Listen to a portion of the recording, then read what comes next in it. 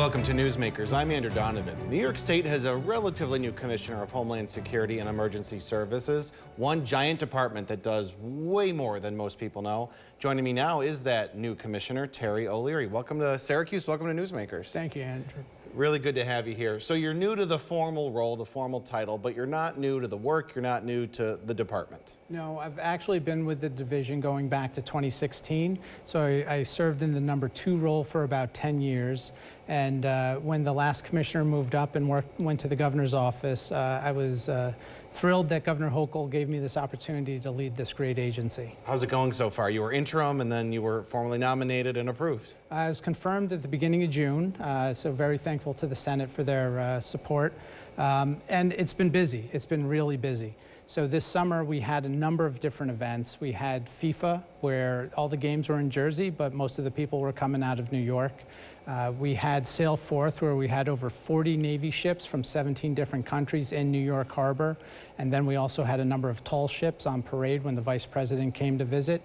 We had the U.S. Open out at Shinnecock Hills. And that's on top of all the great things that we have all the time here in New York, including in this area, the Boilermaker over in Utica, all the USA 250 events. So we did a lot of planning, a lot of networking, a lot of tabletop exercises to prepare for all of these events. And thankfully, they all went off without a hitch. And part of monitoring those events was the activation of the Emergency Operations Center. What does that look like, and what does that technically mean? So within the division, we have the Office of Emergency Management. And when there's an event, a response either to a natural disaster or, like in this instance, a busy summer, a planned event, we open up the state's Emergency Operations Center. And what we do is we bring in partners from throughout the state, as well as other key partners, so that we can manage and have one nerve center where we monitor what is going on. When a problem comes up, we can task resources to that problem, and the decisions all get made right there. It's a room full of decision makers who know how to solve different problems. So for this summer, we had a number of different state agencies.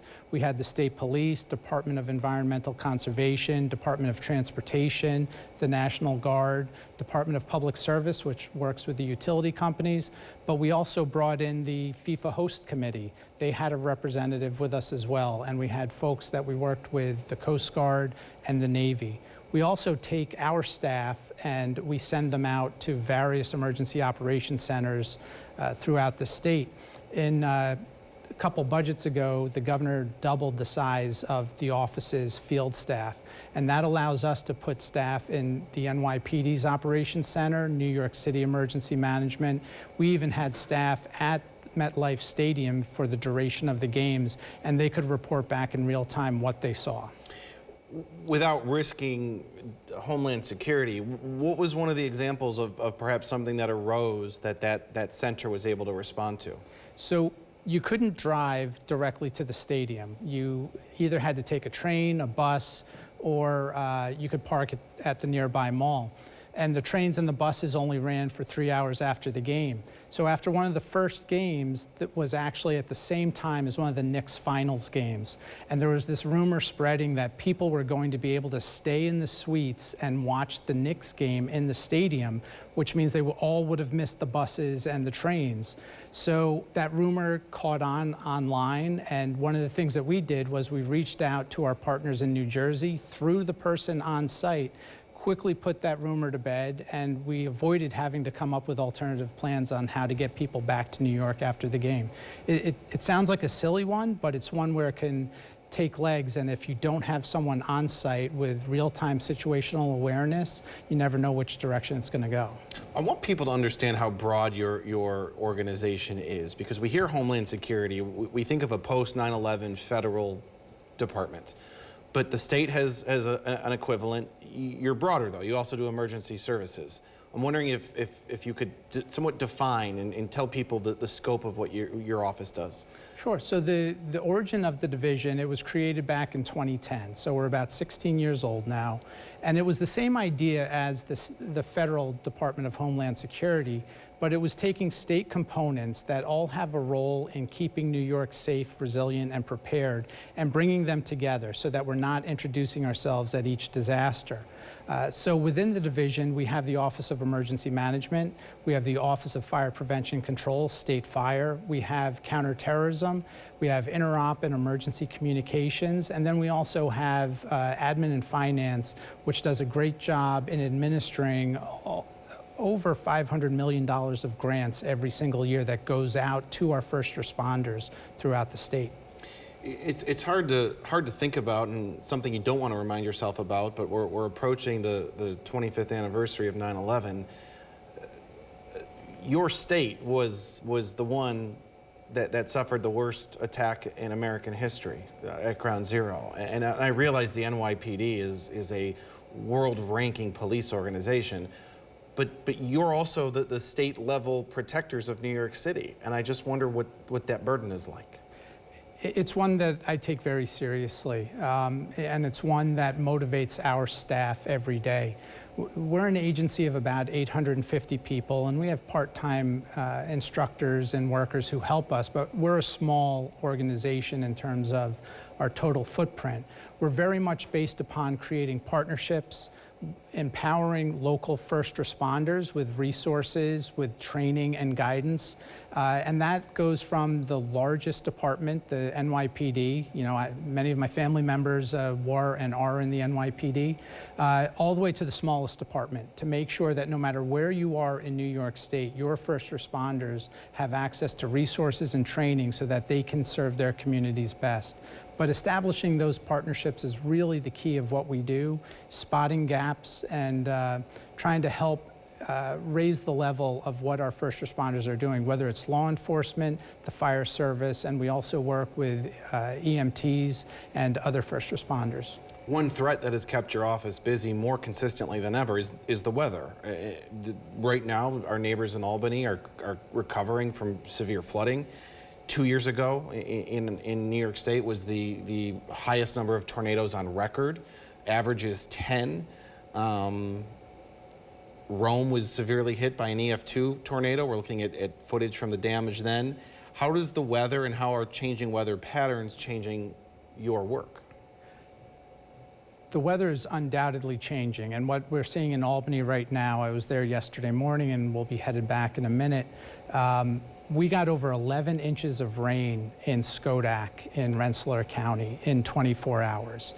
New York State has a mesonet system that measures weather in real time. We've never seen more than 9 inches of rain over the course of 24 hours. We had 3 or 4 sites register more than that. So what we do is we need to make sure that we're prepared. We prepare ourselves in different ways. One of the things that Governor Hochul passed in the last budget was expanding the state's Task Force 2, which is our urban search and rescue team. Because of the commitment that we've had in the budget and the funding that Governor Hochul has given us, we were able to pre-deploy swiftwater rescue teams before this happened. They were on the ground Tuesday night, Monday night, ready to go.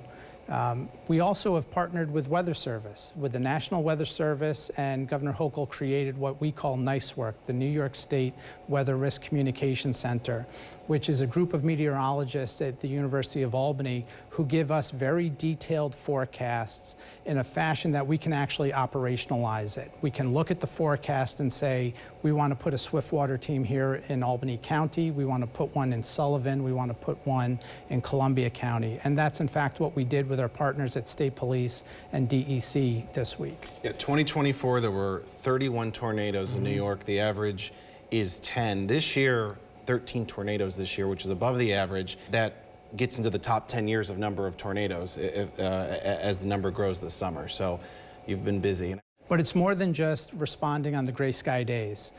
One of the things that we've done, and this came after the Buffalo blizzard in 2022, Governor Hochul funded us so that we could do more tabletop exercises. We do a tabletop exercise with every single county every year, focusing on different threats. So a few years ago, we did winter storms because we're seeing, 8-foot snowstorms in Buffalo are not an anomaly anymore. We're seeing it more and more often over the last decade. We also did mass gatherings.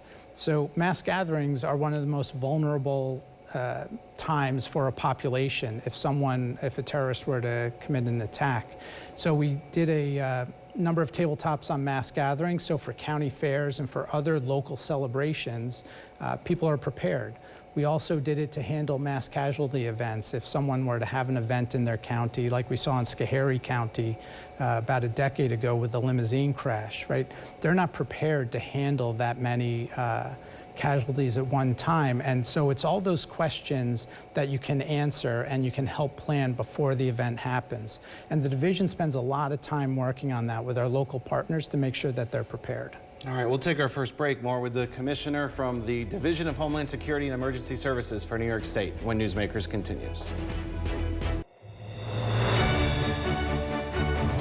Newsmakers is back. Our guest is the Commissioner of the Division of Homeland Security and Emergency Services, Terry O'Leary. I know one thing that your department's been working on, and you've been a part of it before you were the commissioner, but helping volunteer fire departments that are struggling with recruitment and retention get more members. And I just wonder how that work is going. So I think we're off to a good start. We still have a long way to go. Volunteerism is down across the board, but when you're losing volunteers for a Little League program, that's a lot different than a public safety function like volunteer fire departments. I grew up in a very rural town in Delaware County in the southern tier, and the volunteer fire department was part of the fabric of the community. But beyond that, they actually fought fires. They rescued people during floods. And we are seeing decreased numbers. A few budgets ago, Governor Hochul created the stipend program, which we at the division get to administer. As a result of that, what we did was we're paying volunteers to take the classes that you need to take to become a certified licensed firefighter. It's a very dangerous job, and you can't just show up and do it. But it's a significant time commitment. So we've been proud to pay out over $7 million for over 5,000 firefighters who have come on board. And so what we've seen is an increase in the number of attendees for the classes of basic firefighter and interior firefighter, which will address the recruitment issue. But beyond that, there's the retention issue, people who are continuing to volunteer. So we've also created a stipend for fire officer classes so that people can progress and become leaders within their volunteer organizations. We're very thankful for the governor's commitment to this, and we're seeing it start to move the needle. We have a long way to go, and we work very closely with the volunteer fire departments and their representatives to figure out what is the next thing we can do, but it's a good start. I'm thinking you might have been new to the department when this conversation was happening, but the prior governor and multiple local communities, Onondaga County included, talked a lot about consolidation of everything. Too many governments, too many organizations, too many layers. I'm wondering if something like fire departments need to consider consolidating, and I would say the same about very tiny, struggling police departments. So for fire departments, I think they realize that they're down on resources in certain areas. The issues with recruitment and retention are, while it's across the board and across the state, what you're seeing on Long Island is different than what you're seeing here in central New York or the southern tier or the Finger Lakes. So the solutions need to be germane to the actual problem. And we're seeing in some rural areas shared services. Obviously, what you'll see here in Onondaga County is if a volunteer fire department isn't able to respond, they rely upon mutual aid. And one of the things that will happen, our career departments, such as Syracuse or others, will respond. So everybody is motivated to find what those solutions are. I think a one-size-fits-all consolidation doesn't necessarily work. So that's why we engage with the volunteer fire service, with the career fire service as well, to figure out what works in different areas. One of the things that we've tried to do beyond the stipend is to help the departments themselves. And so we call it the VFire program, but it was money that was put into the budget by the governor for volunteer fire departments for structural issues or for equipment issues that maybe a smaller taxing authority can't handle. And so we're very proud that we've put out over $25 million in this VFire program, and we're about to release another $25 million later this summer. But even here in Onondaga County, we had 3 different fire departments that received about $500,000 for everything from upgrading the exhaust systems to pull exhaust out of the fire departments, the actual building, to buying new PPE for their firefighters. Police departments are struggling too, and I wonder what the work is in that area. And it's a tough conversation to have, the idea of consolidating, but is the state encouraging departments to at least think about it? I think the departments are thinking about it themselves, right? We've seen a downturn in recruitment with law enforcement. You know, years ago it used to be it took a long time to get off a list to be hired by some of the premier departments, where now you can get hired almost immediately. There aren't lists. There aren't lists, right? They're hoping to create lists. But, you know, necessity is the mother of invention and ingenuity. And what we're seeing departments do is try to figure out different ways to bring qualified candidates into their departments, whether it's a volunteer fire department or a police department. And one of the ways to do that is to try and make the work make more sense. We're seeing investments in technology. So at the State Fair today, we're putting on, along with some of our partners, Unmanned Aerial System Expo, where we brought in experts on drones, UASs from across the country, to show local first responders how they can utilize drones to make work easier. So we had presentations from Florida's Office of Law Enforcement as well as from CAL FIRE, and they were showing how they use drones in their operation. One of the new things that everyone's looking towards are drones as first responders, right? Do you need to send 3 trucks out to respond to a traffic accident when it may just be a car on the side of the road? Being able to send a drone to surveil what's actually going on can save a lot of resources. So some folks will talk about consolidation, but I think there are a number of tools out there, and the departments are figuring out themselves what is best so that they can continue to serve their citizenry. We'll take another break. More with the Commissioner when Newsmakers continues. We're back with the Commissioner of the Department, the Division of Homeland Security and Emergency Services for the state of New York. A couple of current events I want to get to hear your thoughts on, Commissioner. Next month, a state law will take action that disallows local police from having formal agreements with federal immigration authorities. We know that the Madison County Sheriff locally, who's also the Republican candidate for Lieutenant Governor, says that he will still work with ICE. He will follow the law, but he will follow the law, and I guess he'll have to end this formal agreement. But it seems like a lot of partisan bickering over something I think everyone agrees on, is that if a criminal is involved in the police investigation, all police authorities, local, state, federal, will partner to help resolve the problem of that criminal regardless of immigration status. Am I interpreting that correctly in terms of what the state of New York is looking to do? Yeah, you're spot on. What Governor Hochul put forward is a very common sense approach to what this issue around civil immigration enforcement. Local law enforcement has a job that nobody else is doing for them.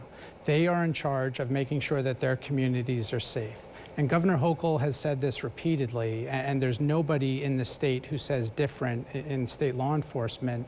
Nobody wants criminals on the street. We will continue to work with the federal government and within their process. But what she put forward makes it very clear that local law enforcement should be fulfilling local law enforcement mission, and that federal civil immigration officers will fulfill federal civil immigration functions. Local law enforcement officers should not be doing federal civil immigration enforcement because it is taking them away from fighting crime, from getting to know their community, from doing those things that the taxpayers pay them for. So it's a very common sense approach, but the governor's been very clear that we will continue to work with the federal government where it is appropriate. But what the governor does not want to have happen is have local law enforcement drawn away from what they're supposed to be doing, and that is protecting their community.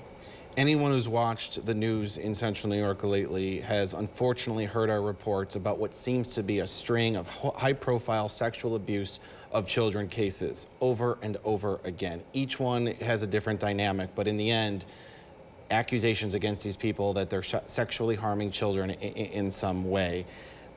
As someone who studies law enforcement, who was a prosecutor, what do you say to parents about technology and social media? And how do you help keep children away from dangerous people online? So as a parent, technology is both fascinating and terrifying. Parents need to be involved. You need to know what your child is looking at online. You need to have conversations with them about what they're doing online, even if they're uncomfortable conversations. Our Office of Counterterrorism, we work on targeted violence. And one of the things we see is people become radicalized online very, very quickly. And it's very frightening. You have people who appear to be functioning pretty well, and then all of a sudden they see these things online, they end up in these ecosystems, and they end up subscribing to really just horrible ideologies, which sometimes lead to violence. Similarly, online in the child abuse space, there's extortion that goes on, where a child will be online and they think they're making friends with somebody who is actually an adult, not a child. And they'll solicit photos, and then they end up blackmailing the child when the child sends them photos. Parents need to be involved. The governor's championed getting offline and getting outside, and that's fantastic. We've seen great results from getting cell phones out of the schools and having kids interact with kids again. But as parents, you really need to be involved, because it doesn't take much for a child to get into a certain stream, go down a rabbit hole, and then all of a sudden they're being faced with information that someone, my generation growing up, we never would have had to face. I'm sure parents are tired of hearing the reminder to check your kid's phone and know what they're doing online, but I'm sure there's also parents that need the reminder because it's still, bad things are still happening. So we'll take our final break and have a final word after this.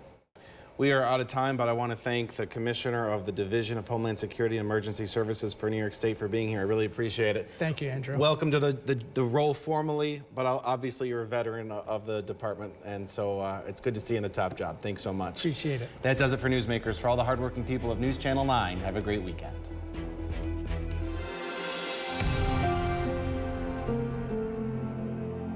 Download the WSYR Plus app on your TV to stream News Channel 9 for free. Just go to your smart TV, search WSYR Plus in the App Store, and download to start streaming today.